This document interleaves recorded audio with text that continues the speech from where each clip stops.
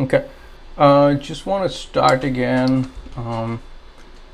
This is where we stopped last time. Basically, we have a set of prices, and then we're trying to predict the next candle. So we want to know.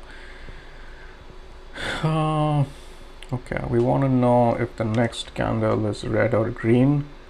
So maybe we can say we equal to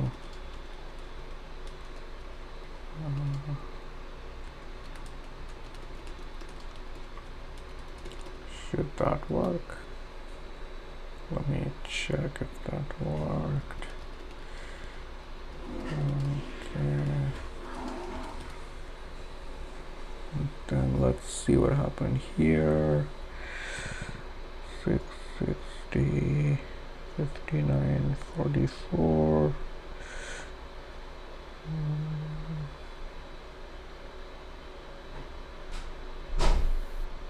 Why is the label false? Oh, like the close. We want the close to be greater than the open. That's the okay. So if close is greater than open, that's when the candle is green. That's what we want is true. So yeah, so close is greater than open here. 999 is greater than 979. So okay, and then okay, so we got the label. Now we're gonna have to use shift to sort of print. Okay, now we can sort of take the small df and do our thing. Maybe let me see.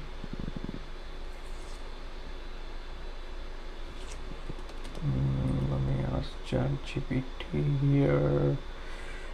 Data frame to get the value of the previous row. Another with shift. Okay.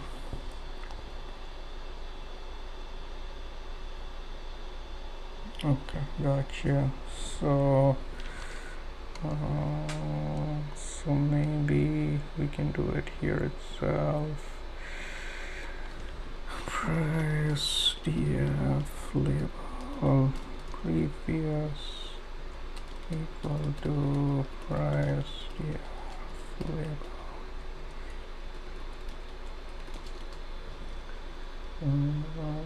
Okay, and then do this. Okay. So now the question is, if this were truly random, then the label should not depend on the previous label. So we're trying to do a Markov model. So we want to see, yeah, basically a Markov model. We want to predict predict label now given label previous. So this means if the last candle is green, is that predictive of this candle being green? So okay, so now we just take maybe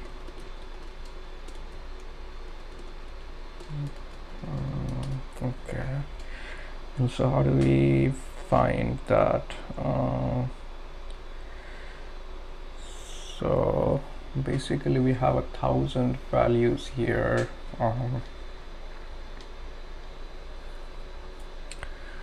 So we need to count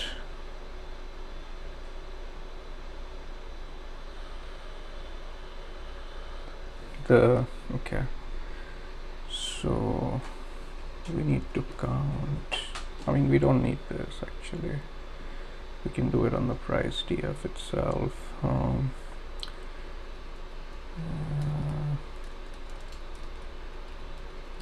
Faf equal to, so this is false if previous is false.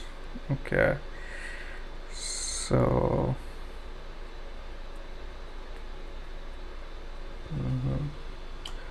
let's see how to do that.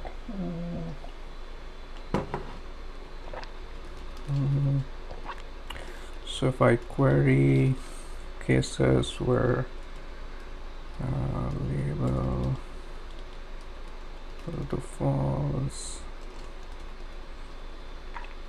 and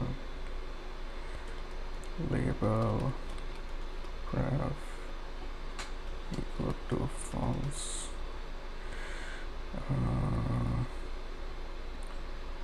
length of this number.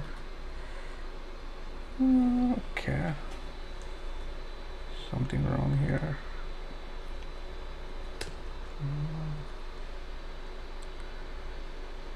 Okay.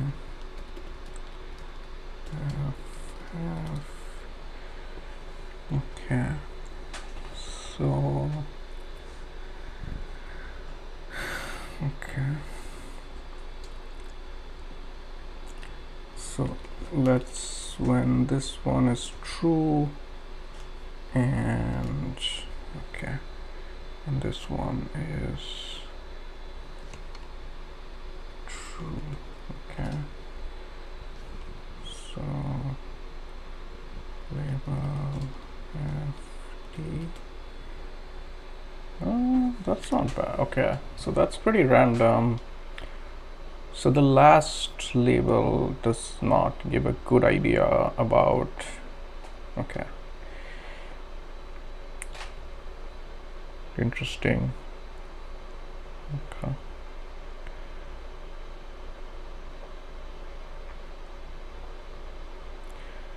Right, the last label does not give a good idea about the next label, basically. So they are pretty independent of each other. Okay, what about true? Label dd equal to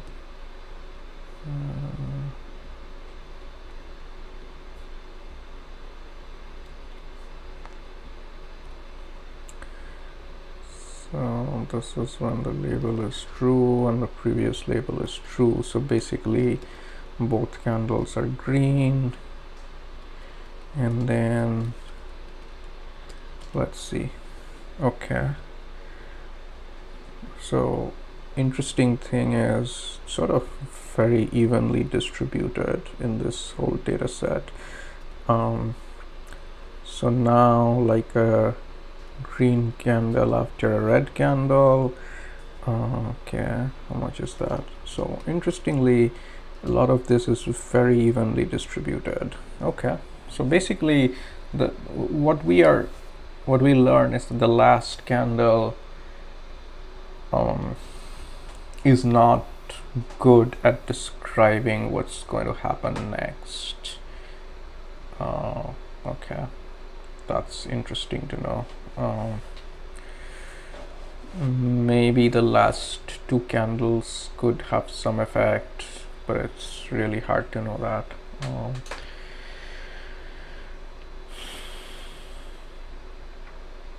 So essentially what we learned from this exercise is that we cannot use the last candle to predict what the next candle will be.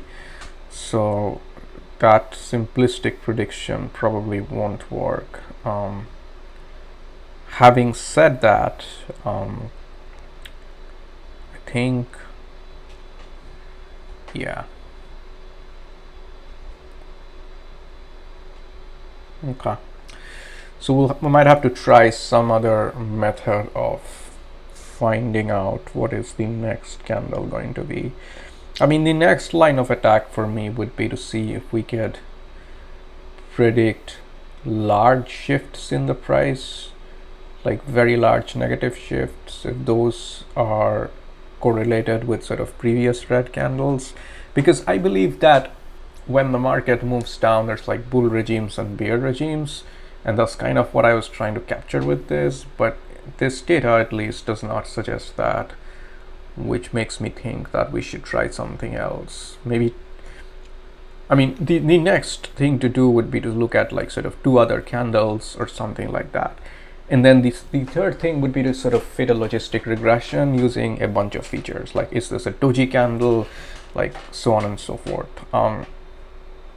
But those are sort of some next step ideas that we would try. But this is something like just playing around with stock price data. Some of these ideas succeed, most of them fail. That's just how sort of algorithmic trading is, and I just wanted to give you some sort of flavor for that. If you're looking at this live, I hope you enjoyed. This was sort of my first live, so it took me a while to get the whole setup going as well. So next time, hopefully I'll be better with technology and also be more informative. Thank you for checking out this live.